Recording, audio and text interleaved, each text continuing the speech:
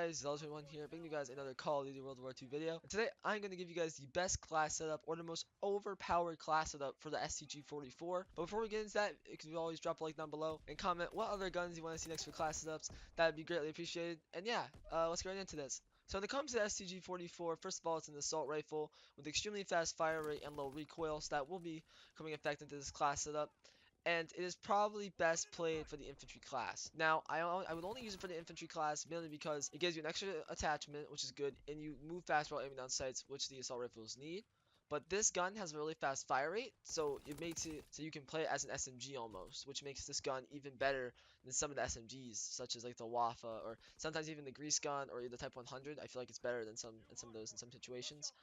Now, when it comes to attachments for this gun, I always like to run a quick draw and a foregrip. I did this in Black Ops 3, I did this in Advanced Warfare, I've done this in almost every COD I could, and that is because, for me, being able to aim down sights faster when sprinting, well, it's not as much sprinting now, but, aiming down sights faster on corners and all that, it's just so much easier for me. It's so much easier with more gunfights, which I should be making a video on later, but basically the quick draw is a very, very overpowered attachment, which I think everybody should use, especially if you're not the best at Call of Duty.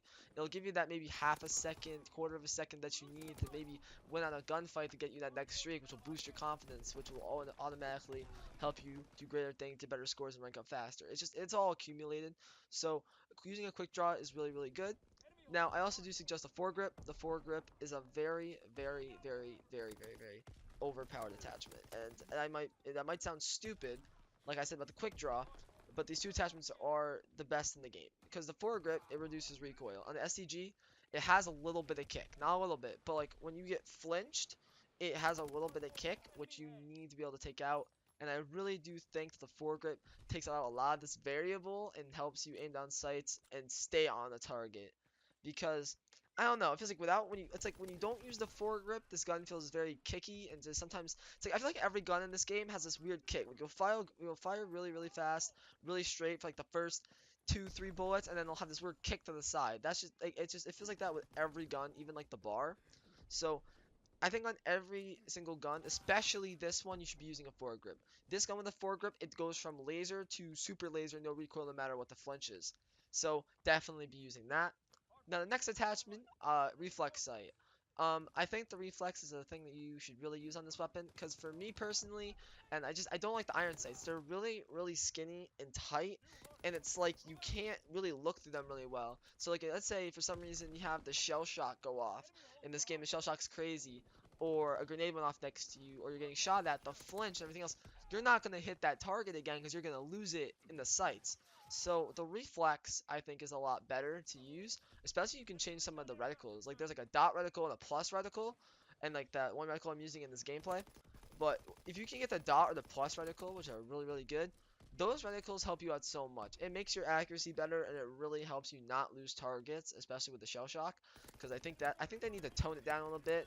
I think that would be a really cool thing to do. But it does make the game more cinematic and whatnot. But reflex is definitely good. And I wouldn't use the other site, I forget what it's called, or the ACOG kind of site, mainly because those sites they just don't seem as well. The site you get, the first one you get before the reflex, it's just too much of a plus. Again, it's like it's a little bit better than the iron sight, so it's not as good as the reflex, and it's just for me, I don't like it. It's like I just it blocks my vision when I aim down sights. I can't see as much. The reflex, it's perfect, you know. Same thing with the ACOG. ACOG, that one goes way too far forward. I think it needs to be toned back a little bit. That's just my opinion. And no one uses it for a reason because there's no need to. This game is too rushy and just too much in your face to go in and use an ACOG site. There's no point to use an ACOG site. I think it's just borderline useless to use it. Now, going on to the last attachment in this class setup is extended mags. I can't say it enough, extended mags is great in this game, especially if you play game modes like for me. I play a lot of hardpoint, war, and TDM. I need extended mags because in this game, reloading kills you a lot of the times. Like you'll be in a gunfight, you'll reload, and then someone will die. Instead of just aiming down sights, regenning, and aiming down a corner, and be able to spray the guy, you have to reload instead of just using an extended mag, not having to reload. Especially with the STG, this gun kills extremely quick. You'll kill maybe 3 or 4 people, and you'll still have 10, 15, maybe even 20 rounds left in your clip. So there's really no point whatsoever to not have an extended mag. All it does is benefit you.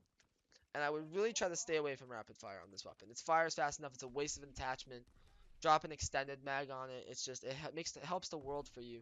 It helps you get score streaks a lot better. It keeps you alive more. And it's the last thing you want to be able to worry about is ammo, especially with this gun because it fires a little bit faster. And you can just kill, wipe out a team, then reload it when the spawn slip and your teammates are spawning with you.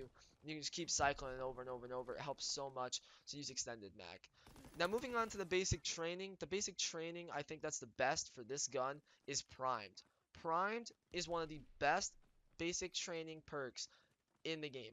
Bottom line, it's one of the best. And if you don't know what it does is that it reduces the flinch and adds an attachment. It's a double whammy. It helps you reduce the flinch, which the flinch is crazy in this game. I've already talked about that, but it's crazy in this game. It adds you an extra attachment.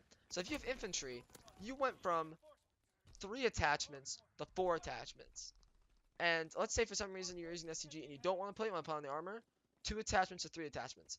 It's amazing. It really helps you everything. And I wouldn't even bother really using forward, which is basically the scavenger perk, which you don't get till 48. Don't bother with it. Everybody's using the STG, the bar, and all that with crappy weapon setups, and you're just gonna run through them with this class and pick up their ammo anyway. So there's no reason to run forage. Prime's the best one you can add.